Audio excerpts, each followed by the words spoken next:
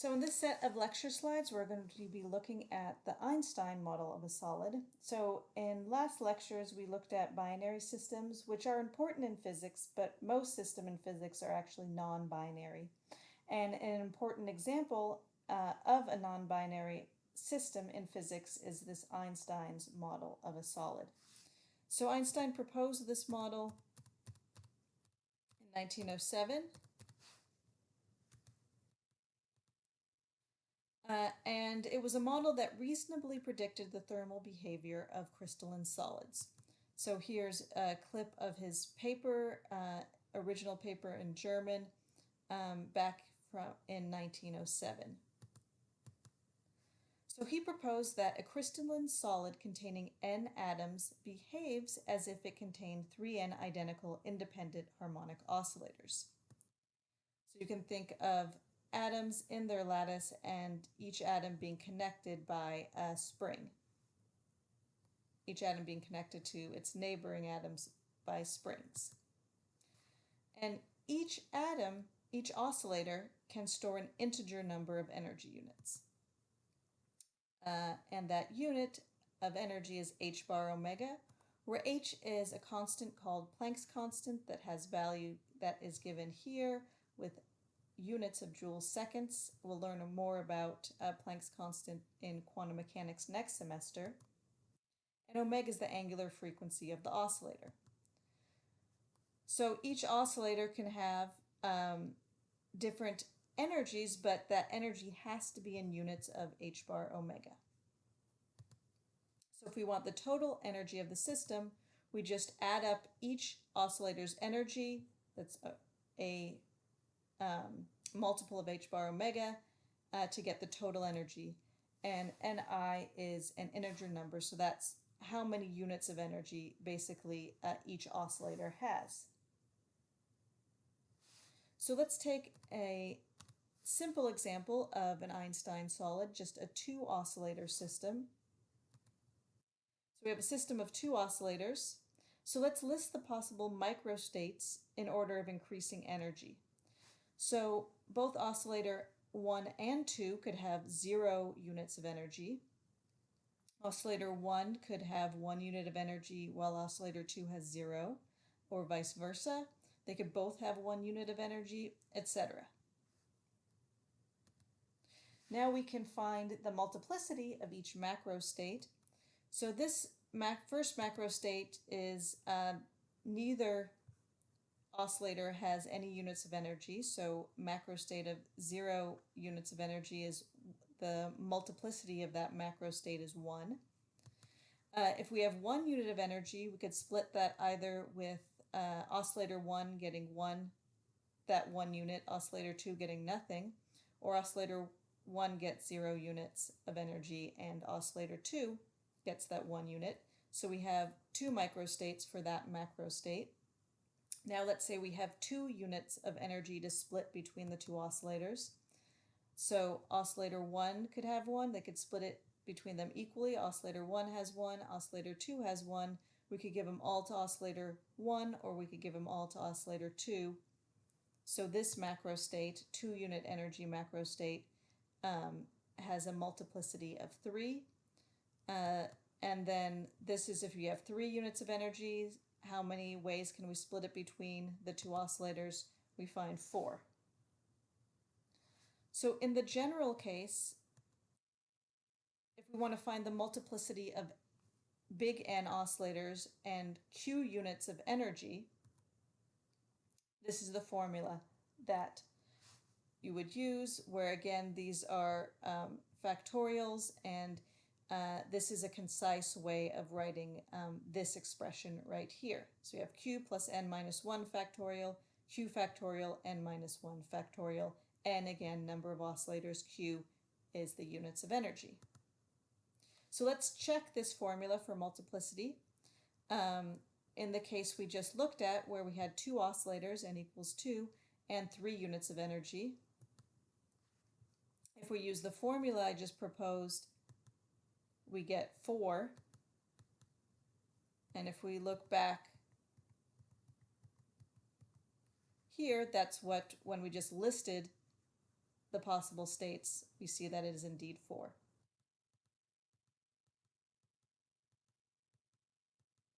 Now, I just gave you that formula for multiplicity, so now I'm going to prove it to you graphically. So let's represent the microstate of different macrostates using lines and dots. Okay, so here is a particular microstate where the dots represent units of energy and the lines are the partitions between the oscillators. So in this particular case, this microstate has 1, 2, 3, 4, 5 oscillators. Oscillator 1 has 2 units of energy, oscillator 2 1 unit, 3 has 1 unit, oscillator 4 has 0 units, and oscillator 5 has 3 units. Another sequence of dots and lines will give us another possible microstate. Okay, for example, here we have 7 units of energy split among 5 oscillators.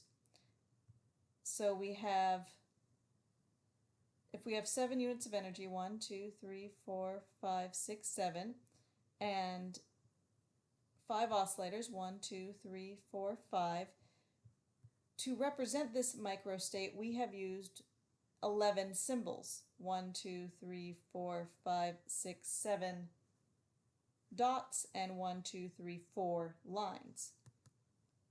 So the total number of microstates using our formula is the number of using our formula, the combination formula, we want to know the number of ways of choosing 7 out of the 11 symbols to be dots. So we use our combination formula and we find that there are 330 ways of choosing 7 out of the 11 symbols to be dots. In the general case, if you have a system of n oscillators and q units of energy, you'd have, if you want to represent that symbolically or graphically, you'd have n minus 1 lines and q dots. And q plus n minus 1 total symbols, dots plus lines. So the total number of microstates is the number of ways of choosing q out of the q plus n minus 1 symbols to be dots.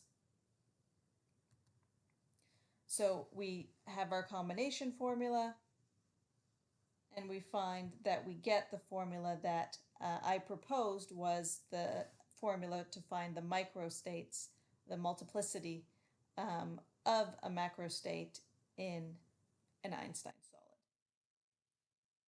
So we will do this clicker question in class together.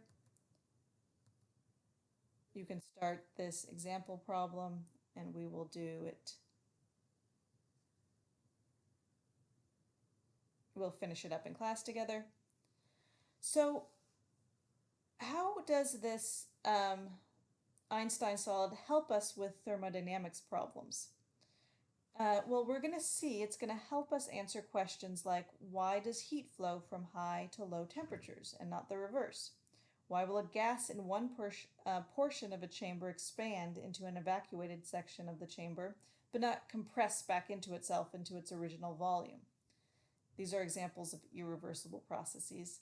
So to start to answer these questions, we will explore a system of interacting Einstein solids. So let's consider 2 Einstein solids, solid A and solid B. And let's say solid A has an energy UA and solid B has an energy UB. And we're going to make the following assumptions. We're going to assume that the total energy of the two systems, UA plus UB, is U total, and that energy is a constant. And we're going to also assume that solid A and solid B can interact with each other, but they're isolated from the rest of the universe. So let's consider the following example. Let's say that each solid has 2 oscillators. So Na equals 2, Nb equals 2. And the total energy of the system, solid A plus solid B, is 4 h bar omega. So the units of energy in solid A plus the units of energy in solid B is equal to 4. So one macro state of the system could be that solid B has all the energy of the system and solid A has none of the energy of the system. Well, we can find the multiplicity of solid A using the formula. There's only one way to divide 0 units of energy between the two oscillators of solid A. And then solid B, oh yeah, one little note, you're going to be having to calculate 0 factorial, and that's equal to 1.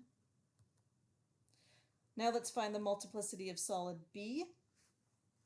We have 4 units of energy and 2 oscillators. So we can rearrange graphically. These are the different possible microstates. We could have 0 on one oscillator, 4 on the other, 1 and 3, 2 and 2, 3 and 1, and then 4 and 1. And we can also calculate this with our formula to find the multiplicity to be 5. So now let's make a table to find the total number of microstates for this system. We know NA and NB equals 2 for this system, QA plus QB equals 4. So let's find the microstates when when solid A has no units of energy, its multiplicity is 1.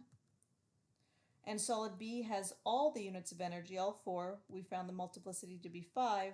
The total multiplicity of the system, solid A plus solid B, is going to be 1, the multiplicity of A, times 5, the multiplicity of B. So you get 5.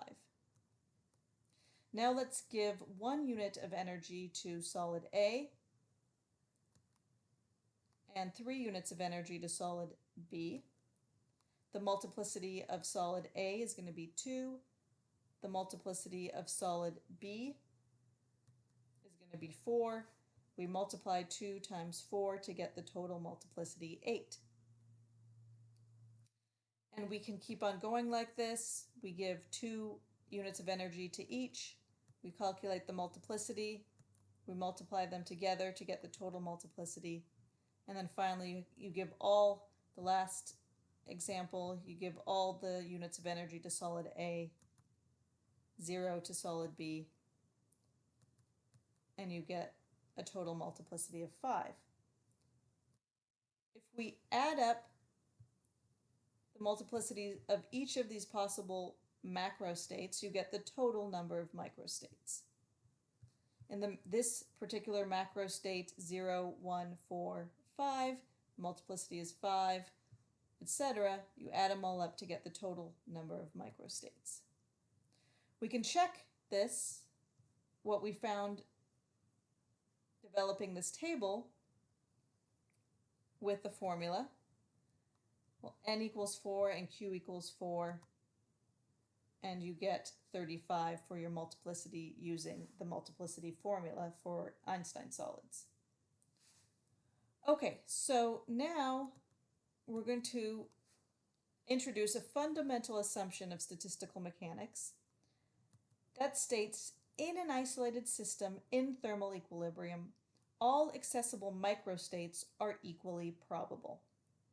Okay, so if all accessible microstates are equally probable, this is one microstate here that has, this microstate here has a 1 in 35 chance of getting this microstate. Okay, so all microstates are equally probable. So all microstates are equally probable, but some macrostates are more probable than others. So what's the most probable macrostate in our example system? If we look here at our different macrostates, we find that this one right here, where they have equal amount of energy, solid A and solid B, it has the largest multiplicity, 9, so that's the most probable macro state. There's a 9 in 35 chance or probability of solid A and solid B having equal energies. So now let's consider a larger 2 Einstein solid system where solid A has energy UA again, solid B has energy UB, but now solid A has 300 oscillators and solid B has 200 oscillators. And the total energy of the system is 100 h bar omega. There's 100 units of energy. Let's go through this problem the same way we did for our smaller system. We can make a table to find the total number of microstates for our system. For n equals 300, and A equals 300, and B equals 200, QA plus QB is 100, and we go through making this table. First, we give 0 units of energy to solid A and all the units of energy to solid B. Solid A's multiplicity is just 1. Solid B, if you put it into the multiplicity formula, has a multiplicity of 2.8 times 10 to the 81. So that's the multiplicity, total multiplicity. And so we can keep on going down, filling out this table. And since it's going to be a rather large table, larger than just when we had our smaller system, we're going to use Excel to complete the table. And we'll have NA equals, we'll put in N equals 30 and B equals 20 and QA plus QB equals 100. And the multiplicity equation in Excel, the formula in Excel, you write combine QA plus NA minus 1 QA. So I have here a Excel sheet that I created. So NA we write is equal to 300, NB is equal to 200, Q total is 100,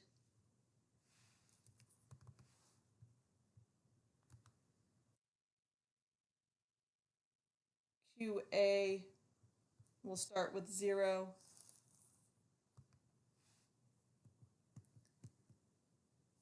QB is 100, and then for the formula we can put this combine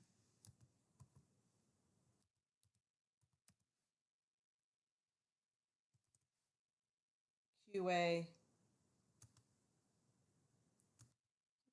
put an equal sign,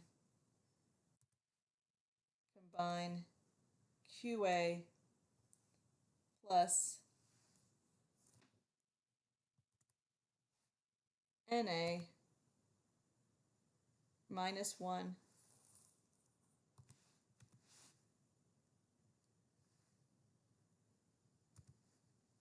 QA.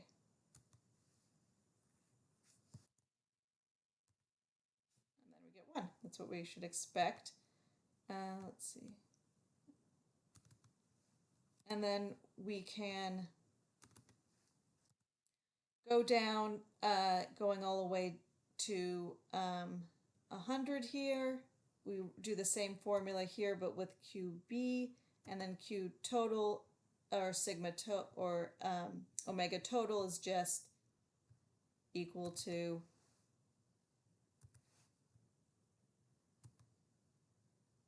the multiplicity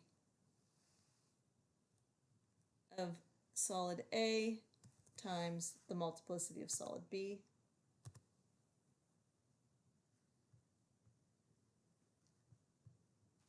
Let's plug in this is equal to this guy. First write combine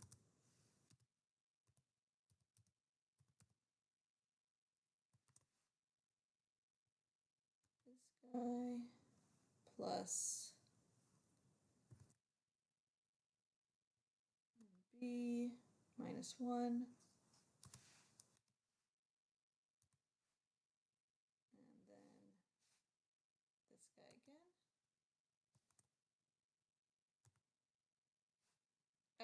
So you see you get the multiplicities, and then what you can do,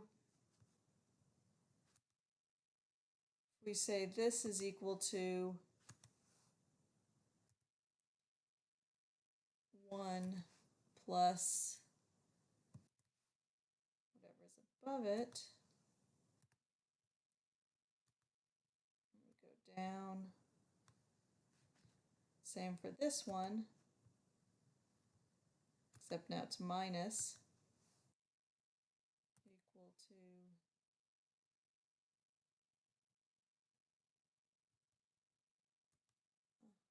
that minus 1. And then you can go down.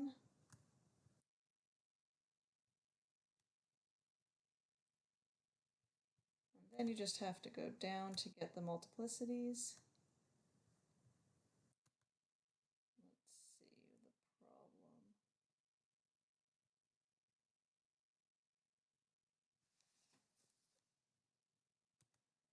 problem. Okay, so we want the n, this guy right here, to stay the same. That doesn't change as we go down, so a little trick in Excel, you put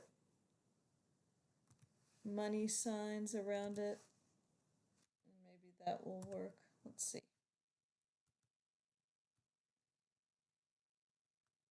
Okay, that's better, so let's make sure we do that for the next one as well. We put little money signs around.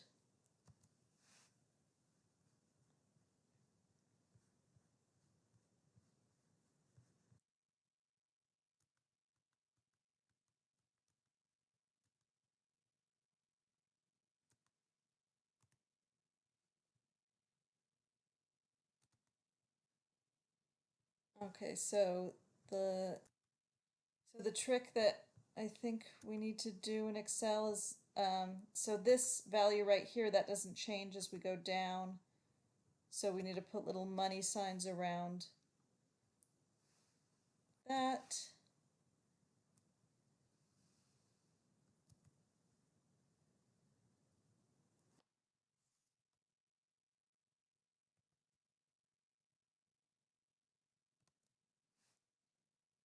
And let's see now if that works.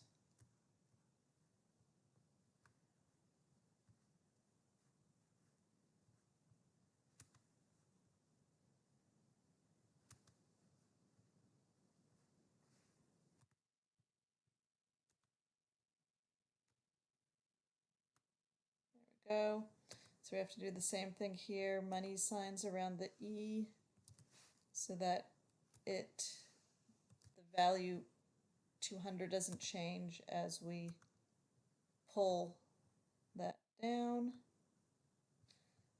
This should be okay. Okay. Okay, so I have here, I filled it all out, but you can see, hopefully, now you get an idea of the table and how Excel can help to fill out this rather large table nicely. Okay, let's get back to our slides. So we had just a recap of our system. The total number of macro states is going to be 101. And the most likely macro state, if we look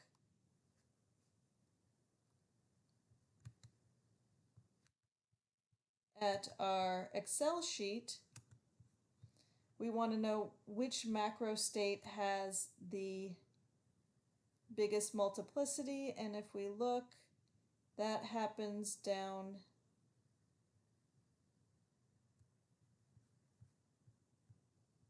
around here. Yeah, I think it's about here, where we have the biggest number, 6.87 times 10 to the 114.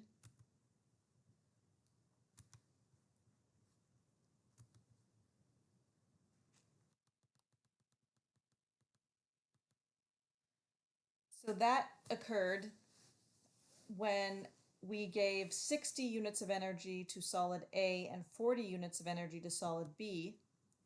And then we can go into the table and find our least likely macro state. That's when solid A has 0 units of energy and solid B has 100 units of energy. That we only had a multiplicity of 2.77 times 10 to the 81. So we find that it's 10 to the 33 times more probable to be in the macro state where solid A has 60 units of energy than in the macro state where solid A has 0 units of energy. So now here we have a graph of the multiplicity. We can see where this is units of energy in QA, units of energy in solid A, and this is the multiplicity.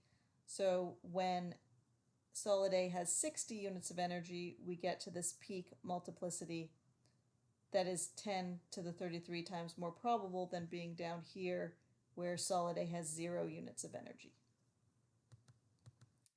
So now let's consider the following situation. Let's say solid A and solid B are initially not in contact. And solid A initially, let's say, has 0 units of energy. So QA equals 0. Solid B has 100 units of energy. Now we're going to put solid A and solid B in contact. The most probable state once they come into contact is that solid A should have 60, that's what we calculated, and solid B should have 40 units of energy. So in order for the system to reach its most probable state, energy must flow from solid B to solid A. Here's our initial system. They come in contact, now they can exchange energy. The most probable state is that solid A is going to have 60 units of energy, so solid B is giving solid A some energy once we put them in contact. So this answers our initial question: why does heat flow from high to low temperature and not the reverse? And we've discovered it's because this is the most probable situation. It's a probabilistic phenomenon, not an absolute certainty. So this brings us to a version of the second law of thermodynamics called the law of increase of multiplicity, which states that spontaneous flow of energy stops when a system is at or near its most likely macro state. So that's the macro state with the greatest multiplicity. Okay, so we found that multiplicity function and we calculated that, we plotted it when our Q was 100, and we found the most likely macro state here was 60 for QA. Now let's imagine instead we had a system where we have, instead of a few hundred units of energy, a few thousand units of energy. What's going to happen to the multiplicity function is it's going to get narrower, okay? So it's going to be more and more likely to be in the most likely macro state and less likely to be in any other state. So we're going to look at this in a little more detail and we're going to look at the multiplicity of a large Einstein solid. So a more realistic system. And a more realistic system has many more particles. If you're looking at a realistic system and you're going to count the number of atoms, n is going to be somewhere on the order of 10 to the 20th. So this is too large a number for even a computer program to calculate the multiplicity function. We are able to do it for an n for smaller numbers in the hundreds with Excel. Now for 10 to the 20th, we're not going to be able to actually calculate that. So to find the multiplicity function of realistic systems, we need to use some approximations. Okay, so we're going to start with the multiplicity function, and we're going to use what's called Stirling's approximation for factorials. And Stirling's approximation you can use when n is much greater than 1, so that's definitely our case, is n to the n times e to the minus n times the square root of 2 pi n. And if you want to see the derivation of Stirling's approximation, it's in your textbook in Appendix B. We'll do, you can test the accuracy of Stirling's approximation for n equals 20, and we'll review that in class as well. So for very large n, we can omit the factor 2 pi n, and the approximation is still good. So we can say n factorial is just equal to n to the n times e to the minus n. We have very large n, so we are allowed to do this. And we will also be using an approximation for the natural log of n factorial. So the natural log of n factorial is ln of n to the n times e to the minus n. We can use the property of logs to split up that ln of n to the n plus ln of e to the minus n. So, and then the property of logs to get that exponent down. And this is just n. So this shows that we can use this approximation for our system, okay, that's going to be very large. If you only have n equals 1 in your system, n factorial doesn't quite equal the approximation. You have about a 7.7% error when you're doing the approximation with the logs. You get an infinite error. If you have n equals 10, you only get a 0.83% error, 13.8% error for the natural log approximation. If you have n equals 100, you get a 0.083 and 0.89% error. So we're, again, remember what our n is. It's 10 to the 20th. So we are just fine using both these approximations. So we're going to use Stirling's approximation to find the multiplicity function of two interacting large Einstein solids. So the number of oscillators in solid A is going to be much greater than 1, as well as the number of oscillators in solid B. And much greater than 1, we're talking about, on the order of 10 to the 20th. So let's take the case where each solid has the same number of oscillators, n. And the total number of energy units is Q. So if we wanted to make the table to find the total number of microstates for the system, right, this is what we did for our Einstein solids that we were working with earlier in Excel. You have your table with number of energy units in solid A, multiplicity of solid A, number of energy units in solid B, multiplicity of solid B, and then multiply those together to get the total multiplicity of that macro state. So for the multiplicity function for an Einstein solid, that's what we're going to have to calculate to fill out this table. We have to find the multiplicity function. Okay, so this is what we're going to have to calculate, but for n really big. We can take out the factor of 1. N is much bigger than 1, so that's not going to change the multiplicity function if we take out that 1. And then we're going to take the natural log of both sides.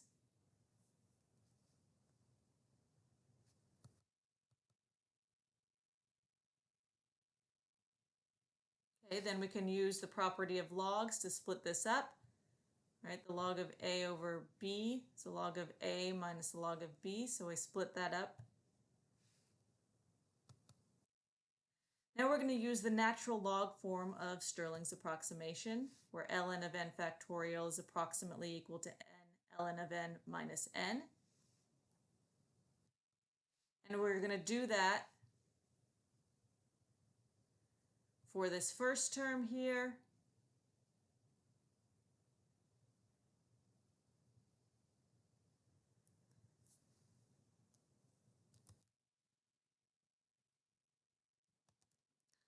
for the second term, and for the third term. So out of these three terms, using Stirling's approximation, we get 1, 2, 3, 4, 5, 6 terms. And we're going to see that some of the terms are going to cancel out. We have a minus sign here, so that becomes a plus, so those two cancel out, as well as the ends. Okay, so we're left with these three terms. And we're going to assume that there are more energy units than oscillators. And this is what's called the high temperature limit, when the number of energy units Q is greater than the number of oscillators N. In this limit, we can use another approximation. We can use the approximation that the natural log of 1 plus x is approximately equal to x if x is much less than 1. When x is small, you can say ln of 1 plus x is approximately equal to x. So we can use that here if we make one of our terms really small compared to the other.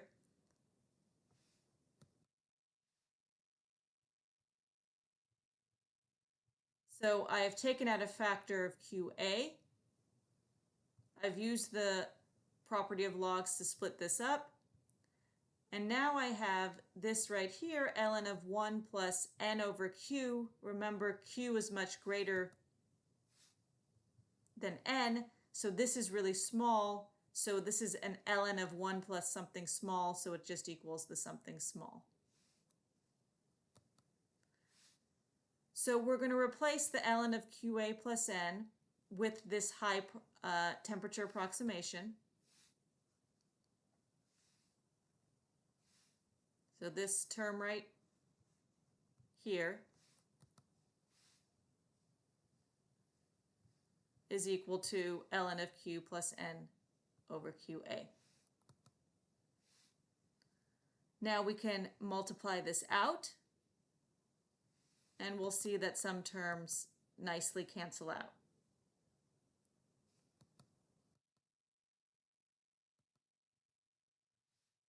Now we can take out a factor of n here, put the natural logs together, take out a factor of n. We're just rearranging things a little.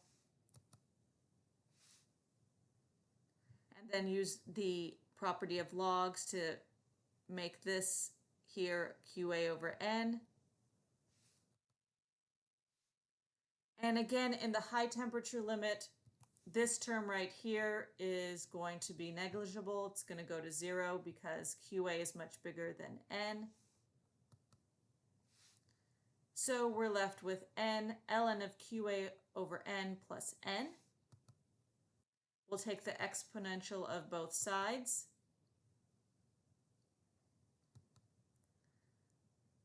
And what we find is that our multiplicity function is equal to QAE to the n over n.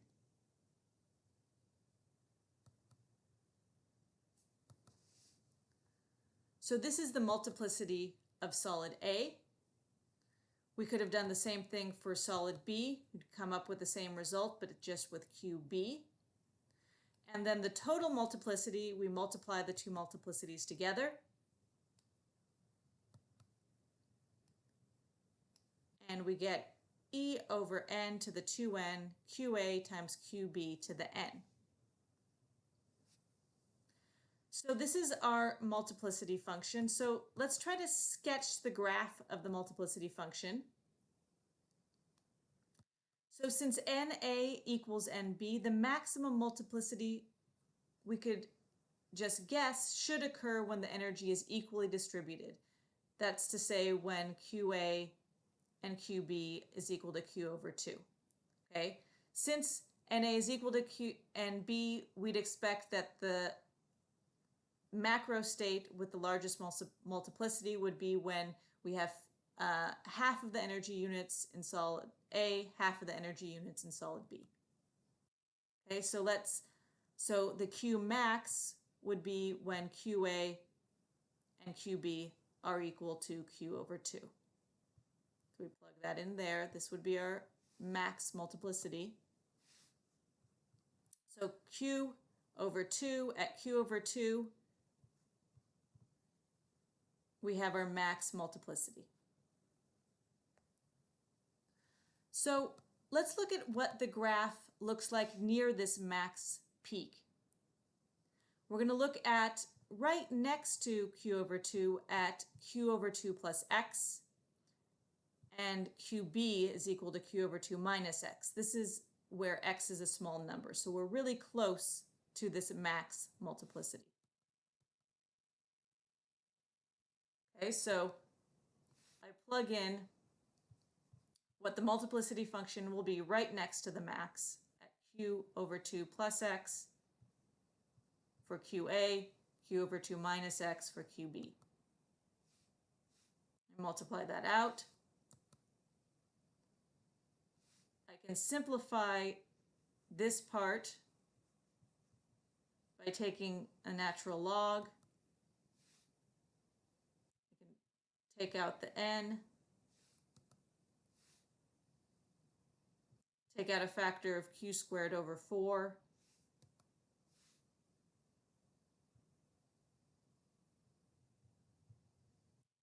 Separate the logs because of the property of natural logs.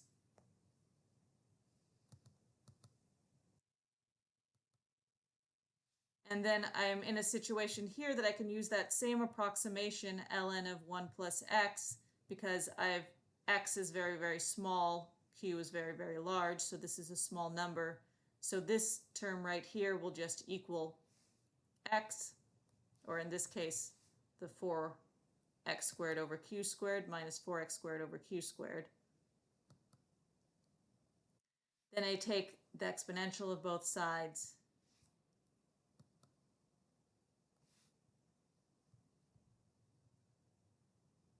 I use the property of exponentials, and I have here e to the n ln of that, so that if I put the n as an exponent, then I take e to the ln of that, you just get q squared over 4 to the n.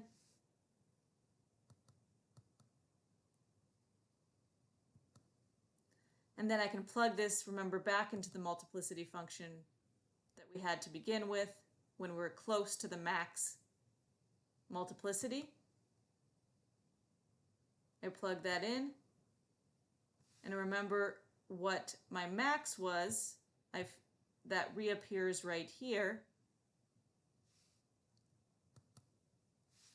So right next to Emax, the multiplicity max, my total multiplicity is a factor e to the minus n 2x over q squared of that maximum multiplicity. And this right here is what's called a Gaussian function. And a Gaussian function looks like this. It's a function of this form, a to e to the minus x minus b squared over 2c squared. It's this nice curve where a is the height of the peak, b is the center of the peak, c determines the width of the peak, because the full width half max, so that's the full width here at half the maximum height is equal to about 2.35 c.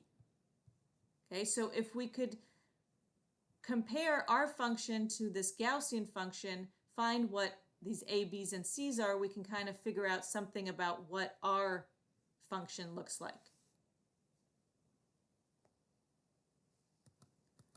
Okay, so we're comparing our Gaussian function with the multiplicity function. Here's our Gaussian function. Here's our multiplicity function, close to the max.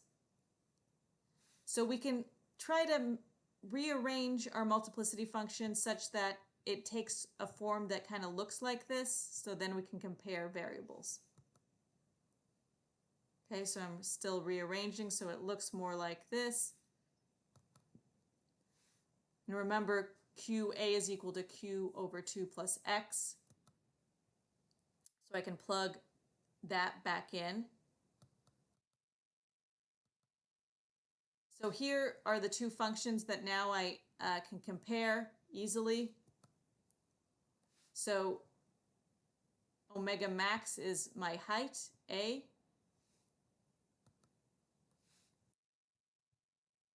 Q over 2 is where it's centered at.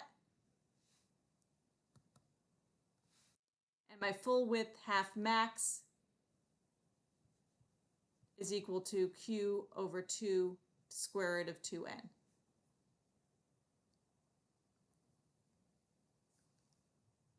So I get a full width half max that's equal to Q, approximately equal to Q over square root of n.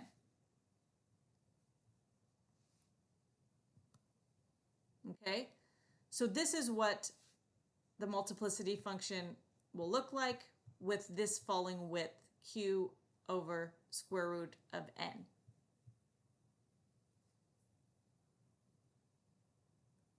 So we can ask, how sharp is this function?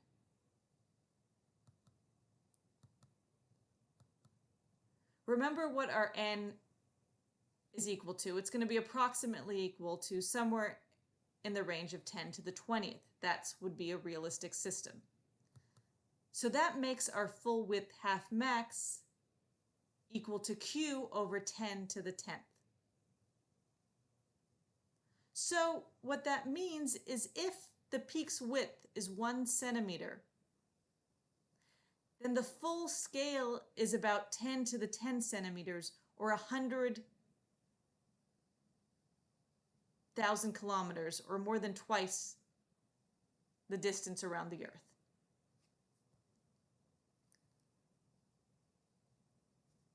Okay, so we have an extremely, extremely sharp peak. Okay, the peak sharpness in the scale, okay, if this is the sharpness of the peak, then the total graph goes around the Earth twice. Okay, the width is about 1 part in 10 billion of the entire scale. So we have an extremely sharp peak. This means that it's extremely unlikely for our system to be in any state except the most likely macro state. Okay, so our conclusion, for a realistic system where n is on the order of 10 to the 20th, if you put two Einstein solids in equilibrium, the system will be in the most likely macro state. Any random fluctuations away from this state would be unmeasurable. And the thermodynamic limit is a limit at which a system becomes infinitely large so that measurable fluctuations away from the most likely macro state basically never occur. So we'll continue to explore this in our next set of lecture slides, but that is it for this